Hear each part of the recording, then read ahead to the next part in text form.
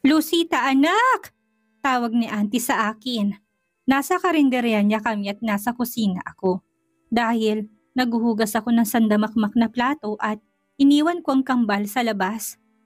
Nagmamadali ako sa paglabas at para akong naistatwa sa kinatatayuan ko nang makitang hindi inaasahang bisita. Hawak ni Alondra si Andre at hawak ni Jake si Liam. Napasinghap ako't gumilid ang luha sa aking mga mata nang makita sila na masayang nakangiti sa akin. Bes! Umalingaw-ngaw ang boses ni Alondra at ibinigay kay auntie si Andre bago tumakbo sa akin at niyakap ako. Namiss kita, Bes!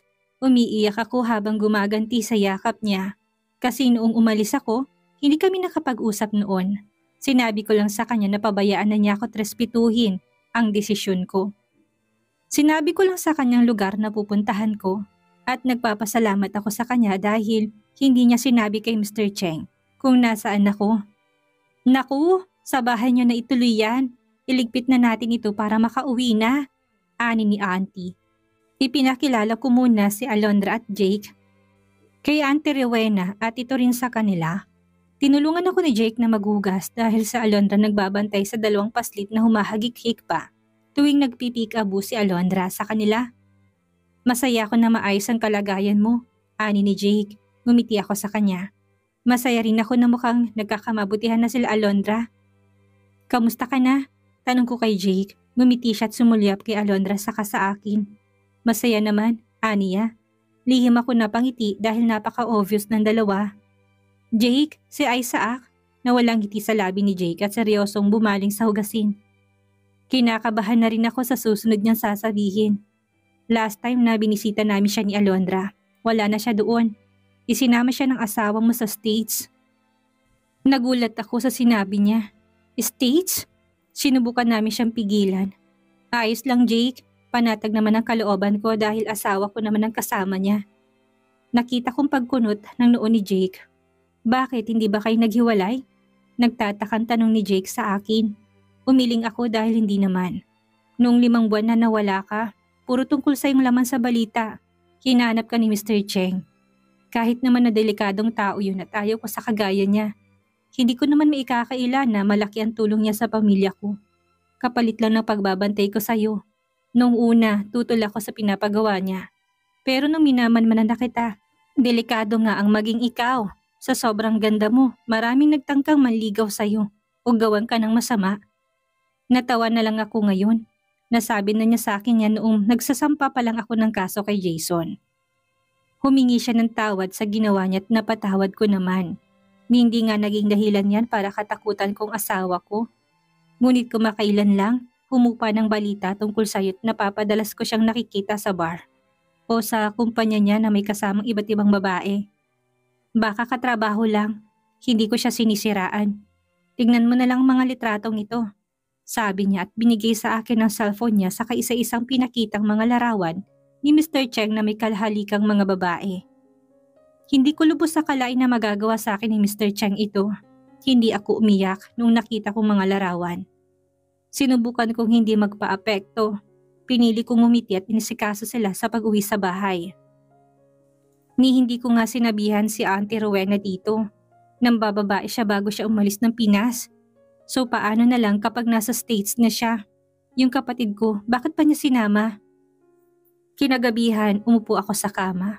Nasa kabilang kwarto sina Jake at Alondra, namamahinga. Hindi na wala sa isipan kong nangyari. Para akong dinurog kanina. Napakakapal naman yata ng mukha niya para gawin sa akin ang bagay na yun. Siya pa ang may ganang mambabae. Hindi niya sa akin masisisi kung lumayas ako. Hindi ko naman siya iniwan. Huminga lang ako para sa sarili ko at sa mga anak namin. Umasa rin kasi akong hindi niya ako ipagpapalit na mahihintay pa niya ako. Mali ba ako na inakala kung mahihintay niya ako? Kasi kung nahintay niya ako ng matagal noon na hindi kami kasal, inaasahan kong mahihintay niya rin ako ngayon, lalo pat kasal na kami. Pero mukhang mali nga ako dahil hindi. Napatingin ako sa 2 anak ko. Sayang, malapit na sana kaming uuwi sa'yo. Wala nang galit at tampo ko sa inyo ni Jason. Makakaya ko na magsimula ulit kasama ka. Sayang, sigurado ka ba dyan sa desisyon mo, Bes? Tumango ako sa kanila. Pang-7 araw na nila ito't babalik na sila sa kanila. Oo bes, ingat kayo sa biyahe. Anikot niyakap sila ni Jake. Kumakaway ako habang papala yung padyak na sinasakyan nila papunta sa terminal ng bus. Tumingin ako sa mga anak ko na nasa stroller nila. Nag-iingay si Andre habang tahimik na nakatingin si Liam sa papalayong padyak na sinakyan ni Alondra at Jake. Hindi ko alam kung mapapatawad pa ba ako ng mga anak ko sa gagawin ko. Sa pagtago ko sa kanila sa ama nila, bahala na muna sa ngayon. Ang importante mapalaki ko sila ng maayos. Nag-aalala ako kay Isaac ngunit alam kong mapapatawad ako ng kapatid ko pagdating ng araw. Pinasok ko ulit ang 2 anak ko sa loob ng bahay. Determinado sa buhay na papasukin ko kasama nila. Hanggat nasa akin sila, wala naman akong dapat ipangamba pa. Wala pa bang balita, Kim? Walang emosyon na tanong ni Mr. Cheng. Kaharap nung alak sa nagkalat na mga papeles na nasa sahig. Mag-1 taon na mula na umalis si Lucita. Para na siyang nasisiraan ng bait. Cheng, you heard me. Iniwan niya sa'yo si Isaac. You think iniwan ka niya ng basta-basta lang? She's doing it on purpose. Maybe she needs to breath, Cheng. Ibinato ni Mr. Cheng ang bote ng alak sa kung saan dahilan kung bakit ito nabasag. Pesting breath yan. If she wants to breathe, then sa akin niya gawin. Huwag sa malayo. Kontra ni Mr. Cheng sa kanyang isipan. You're not listening to me, Kim pointed out. You're not helping me. You're nagging. I don't need your advices. I need my wife. Umiling si Kim at nawawala ang pasensya nang iniwan niya ang kaibigan sa loob. Kim thought about the whole picture. Nakuha niya kagad ng gusto ni Lucita because of leaving Isaac to Cheng. Kung galit si Lucita kay Mr. Cheng at kinamumuhian niya ito, isinama niya sana ang kapatid niya sa pag-alis but what Lucita did. Iniwan niya ito dahil may tiwala siya kay Cheng na aalagaan niya ito. Isinuko niya ang kaso. Umatras siya sa kaso kahit na alam nitong kusang isusuko ni Jason Cheng ang sarili pagkatapos ng trial. Kim thought that Lucita just wanted to breathe para maghilom ito. Galing sa mga sugat na dinaanan niya, she's been through a lot. Galing sa itay niya nung kabataan niya hanggang sa inay niya sa kasalukuyan. And he knew how selfish Mr. Cheng is for na taking the feelings of his wife. Kung ito nga bigla-bigla na lang umaalis and his wife just waiting for him na bumalik sa kanya. Niwala nga itong galit o pagre-rebeldang nakita dito. But heto't nagtataka siya why his friend is such an ass at hindi mo lang ito maintindihan. Ilang buwan niya na itong ipinaliwanag kay Mr. Cheng ngunit ayaw makinig na kaibigan at konti na lang susuko na siya dito. Kim, what happened? Talk to your friend cause I'm done with him. Napailing na lang si TJ na lagpasan siya ni Kim. 5 years after. Mama! Halos maganda ugaga na ako sa gagawin ko lalo't hindi ko na alam kung anong uunahin.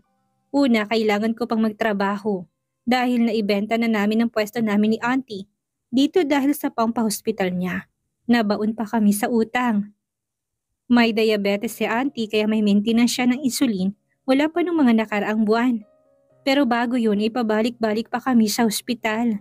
Nag-aaral na ang kambal at halos wala na kaming pera. Pantustos sa pangangailangan namin sa pang-araw-araw. Marami pang bayaring na tubig, kuryente at halos hindi na nagkasya ang natitirang ipon namin ni Auntie para sa susunod na buwan. Mama, ayos na po. I'll be the one to help Andre sa assignments niya. Ngumiti ako kay Liam. Bakit? Mahirap ba yan? Tanong ko sa dalawa. Ngumiti sa akin ang makulit kong anak na si Andre at umiling naman si Liam. No mama, papansin lang talaga si Andre. Nang tingnan ko si Andre natatawa siyang tumakbo sa akin. I love you mama. Sorry po. Ani at bumalik sa kambal na nakasimangot sa kanya. Between Andre and Liam, si Andre ang laging nagpapapansin. Gusto niyang pinapansin ko siya palagi at si Liam naman itong tahimik lang.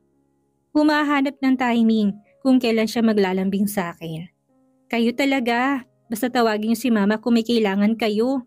Sabay na tumango sila sa akin. Tumalikod ako sa kanila at naglakad pabalik sa ginagawa ko.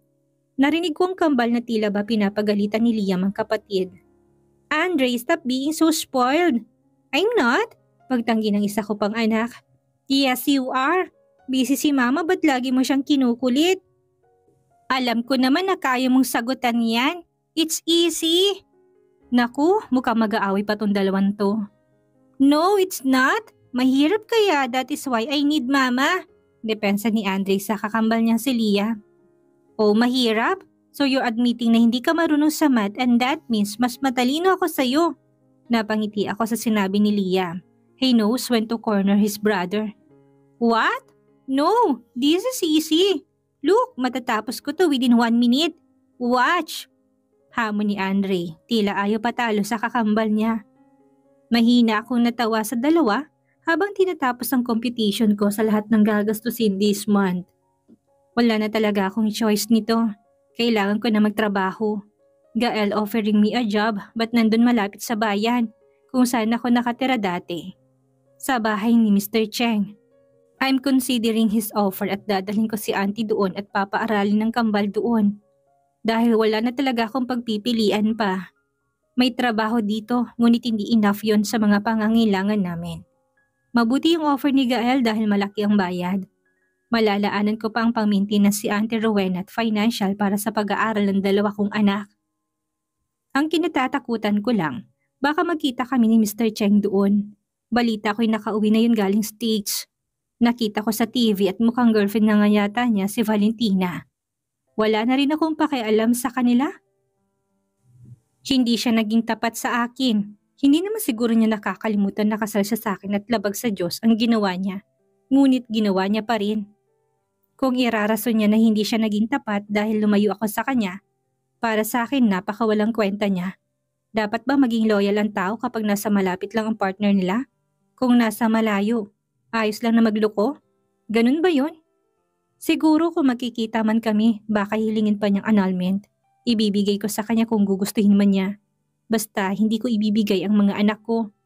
Ganoon pa man, isa sa dahilan kung bakit gusto ko ring magtrabaho doon dahil gusto ko nang makitang kapatid ko.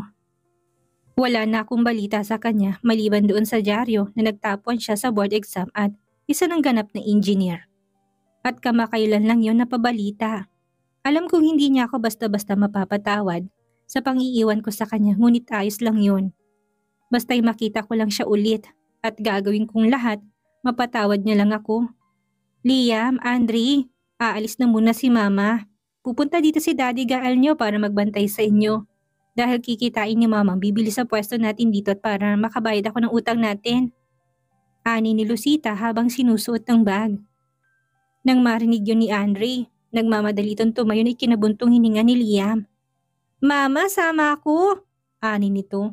Napatingin si Lucita sa isa pa niyang anak na si Liam na nasa upuan lang nito at kunot noong nakatingin kay Andre.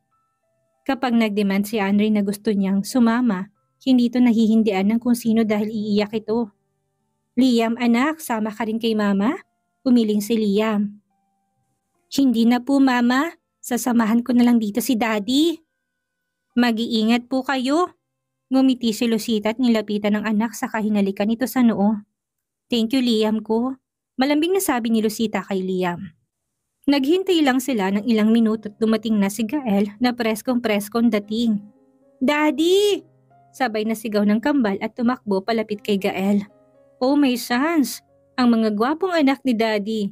Umalingaw-ngaw ang tawa ng dalawa nang sabay silang kinarga ni Gael at inikot-ikot sa ere. Na-miss niyo si Daddy? Sabay na ulit na tumango ang dalawang bata. Oh, really? Ang sweet naman ng dalawang makulit na bata na to. At dahil dyan, may pasalubong si Daddy sa inyo. Malakas na, yay! Ang namayani sa loob dahil sa sinabi ni Gael. Naiiling na lang si Lucita habang tinatalian ng buhok at hinayaan ng tatlo na mag-usap. Nasa kotse ko. Go, kunin nyo, sabi nito. Agad na kumaripas ng takbo ang dalawa at natatawa si Gael na lumapit kay Lucita na nakatingin sa kanya sa isang malaking salamin. Humawak si Gael sa bewang niya at hinalikan siya sa kanyang pisngi na naging normal na sa kanya sa paglipas ng mga taon. Look at those kids, ang kulit, sabi pa nito't natatawang umpo sa upuan habang nakatingin sa mukha ni Lucita. Gumilid ang labi nito nang mapansin ang pamumula ng pisngi ni Lucita. I'm pretty sure na wala siyang nilagay na makeup sa mukha niya. She hate makeups but look at her face. Kagat-labing ani ni Gael sa kanyang isipan habang lasing na nakatingin sa walang kamalay-malay na si Lucita. Bakit? Kunot noong tanong ni Lucita nang mapansin niya nakatitig sa kanya si Gael. I just realized na ang pangit mo pala, sabi ni Gael at natatawan tumakbo, palayo nang makitang hahampasin siya ni Lucita. Umikot na lang ang mata niya habang naglalagay ng polvo sa mukha. She doesn't even need a powder. She looks great with her looks. Dagdag ni Gael nang muling tumiti kay Lucita. Another free focus this day? Taas kila na tanong ni Lucita kay Gael matapos niyang ayusan ang sarili. Napabuntong hininga na lang si Gael dahil 4 yatang pinaanak niya ngayon. Sinabi mo pa. Parang ikaw pa yung lugi na ikaw tong mahilig natatawang sabi ni Lucita. Nakakaumay rin kayang araw-araw na lang sa loob ng ilang taon. Sabi pa ni Gael sa kanyang isipan. Pumasok ang 2 bata, dala na nilang mga robot na regalo ni Gael sa kanila. Si Bumblebee at Optimus Prime. Daddy, this is so freaking good! Thank you so much, Dad! Napangiwi si Lucita sa sinabi ni Andre. Yeah, I like it. Thank you, Dad! Sabi ni Liam na nag-fist bump pa sa Daddy Gael niya. Hindi tinuruan ni Lucita ang dalawa na mag-inarte o umakto bilang mayaman. Ni walang kamalay-malay ang dalawa tungkol sa totoong ama nila. Ngunit may mga galaw ang dalawa o ugali na ginugulat si Lucita. Mga ugaling madalas niyang makita sa asawa niya noon.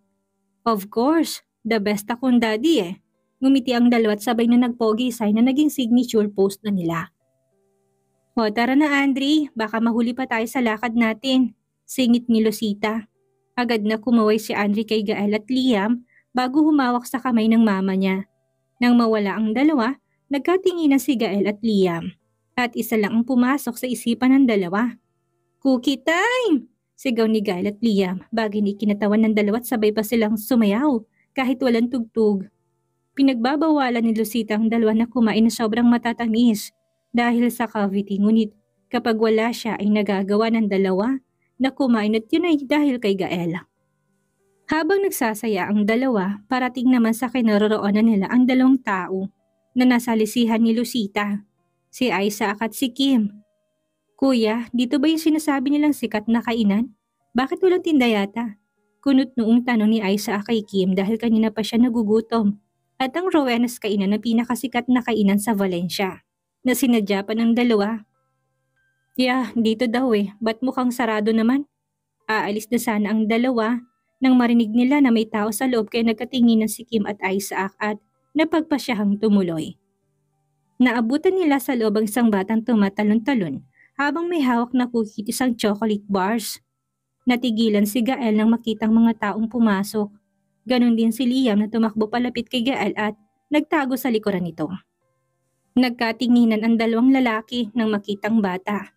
Ate, ani ni Isaac sa kanyang isipan habang nakatingin kay Liam na nakasilip mula sa likuran ni Gael. Lucita, ang sabi naman ni Kim sa kanyang isipan habang sinasalubong ang asul na mata ng bata. Yes, ano kailangan nyo? Agad na nawalang paningin ng 2 sa bata at tumingin kay Gael. Dito ang Rowenas kainan? Kakain kasi sana kami dito, ani ni Kim. Oh yes, dito nga. Sige, have a seat. Agad na napatingin si Liam kay Gael sa sinabi nito. Are you going to cook, Dad? Mahinang sabi ng bata. Tila kinakabahan dahil alam naman niyang walang talent ang daddy ni Gael sa pagluluto. Kumindat si Gael sa kanya. You stay there, bud. Daddy will do it right cause Daddy's amazing. Hindi mawari ni Liam kung saan siya maawa. Sa kusina ba nila o sa mga kakain? Tumango na lang siya at nagtungo sa mga pumasok. I'll entertain them, Dad. Good luck. Mahinang natawa si Gael sa sinabi ng anak-anakan niya sa kanya at pumunta ng kusina. Habang ang bata naman na pinagmamasdan ng dalaway inabutan sila ng cookies. Thank you, sabi ni Isaac at umiling. Kamukhang kamukha talaga ni ate. Pareho din sila ng mata ni kuya. Ani ni Isaac habang nakatitig sa bata. Dad will cook you food. I asked Dad to give you a discount. Mahinang natawa si Kim sa sinabi nito. What's your name, kid? Tanong niya. Liam. You can call me Liam. Naaaliw si Kim sa kanya lalo't halatang sobrang bibo at talino ng bata. Papa mo ba yon? Tanong ni Kim. Natigilan si Liam at sandaling napaisip. You can call that kasi siya naman ang naging daddy namin ng kapatid ko. Sagot nito at muling nilantakan ng cookies niya. May kapatid ka? Nasaan? Nagtatakang tanong ni Kim. Hindi niyo naabutan, sumama siya kay mama. Sasagot na sana si Kim nang biglang sumigaw si Gael. Liam, anak! Come here, daddy needs a hand. Nang marinig yun ng bata, magalang itong nagpaalam sa dalawa. Sige po, sabi nito at nagmamadaling pumunta sa daddy niya sa kusina. Nang mawala si Liam, nagkatinginan ang dalawa. Is it a coincidence or what? Nagtatakang tanong ni Kim. Kamukha niya si ate, wala sa sariling nasabi ni Isaac. Wala siyang sama ng loob sa ate niya sa pangiiwan nito sa kanya kay Mr. Cheng. Kim explained it to him at niintindihan niya, except for his kuya. Mr. Cheng na hindi nakikinig. Nagbagong kuya niya at alam ito ni Isaac. But ganoon pa man, wala siyang maramdaman na galit dito dahil inalagaan siya nito at pinaaral. Binigyan ng magandang buhay. Ang tanging nararamdaman niya lang ay awa dahil alam niyang nahihirapan ng kuya niya sa pag-alis ng ate niya. But alam naman natin na imposibleng umabot dito ang ate mo dahil wala naman kayong kamag-anak dito, right? Tanong ni Kim na tinanguan ni Isaac. Bumalik ang paningin niya sa kusina. For a moment, he got his hope na anak yun ng ate niya. Sa kabilang dako, pinapagalitan ni Liam si Daddy Gael niya dahil naabutan niya kung ilang itlog ang nabasag nito sa sahig. Daddy, Mama will kill us! Nakapamewang nasabi ni Liam dito at napangiwi si Gael. Lalo na, noong pumasok sa isipan niya mukha ni Lucita na galit sa kanya. Anong gagawin natin, nak? Halos namutla na si Gael sa kanatatayuan niya habang nakatingin sa mga nagkalat sa sahig. Napapailing na lang si Liam at kumuha ng panlinis. We're gonna clean this up and we'll cook, sabi nito sa daddy niya na kagad siyang sinunod. Dahil alam naman ng dalawa na nagbibida-bida si Gael, si Liam nang kumuha ng instant noodles at pinaluto sa daddy niya at nilagyan ng itlog. Saka yung binigay sa dalawang customers na hindi mawaring muka habang nakatingin sa pagkain. We're sorry kung naghintay kayo ng matagal. It's our mistake that we choose to lie to you. Natawa si Gael sa sinabi nito tagad na ginulong buhok ni Liam. You can sit there, bud. Daddy will handle this. Tumango si Liam at tumakbo papunta sa table na tinuro ni Gael sa kanya. Your kid is intelligent, komento ni Kim habang nakatingin kay Liam na naglalaro na ngayon sa bumblebee niya. Yeah, and I'm so proud of him. Na walang agam-agam sa kalooban ng dalawa na baka anak ng ate nilang batat ni Mr. Cheng. Pagkatapos sabihin niya ni Gael, dahil ang nakikita nila ngayon ang lalaking proud na proud sa anak niya. They can see it in Gael's eyes kaya nakumpirma nila na that kid who exactly looks like Lucita is Summer's kid. At yun na yung anak na lalaking nasa harapan nila. Indeed, Gael loved Andre and Liam na para bang anak niya mga to. Silly, malabong ang mapadpad dito si ate. Kastigo ni Isaac sa sarili at kinain ng noodles na nasa harapan nila. By the way, it's free. Hindi na nagtitindang may-ari nito but yeah, nagbibida-bida ko kanina. At yan lang ang kaya namin gawin ng anak ko. Natawa si Kim at Isaac at kinain pa rin ang hinanda sa kanila. It's not bad, komento ni Isaac ay natawa si Gael. Nang paalis ang dalawa, hinatid pa ito ni Liam at Gael sa labas. Bye kiddo, ani ni Isaac habang kumakaway-kaway pa sa bata. Dahil sa hindi may paliwanag na dahilan, magaan ang pakiramdam niya sa bata. Bye po sa inyo, ingat kayo. Ngumiti ang dalawa kay Liam at sumakay sa sasakyan nila para puntahan ang construction site na malapit sa St. Harvard Hospital bilang utos ni Mr. Cheng para sa ipapatayo nilang new branch ng YCB. Nang malayo na ang dalawa sa huling pagsulyap ni Isaac sa likuran, nakita niya na may tricycle na huminto sa Rowena's kainan at bumaba ang isang babae at bata. Dahil nasa medyo malayo na sila, hindi niya naaninag ng babaeng bumaba ay ang ate niya mismo na ilang taon na niyang hindi nakikita.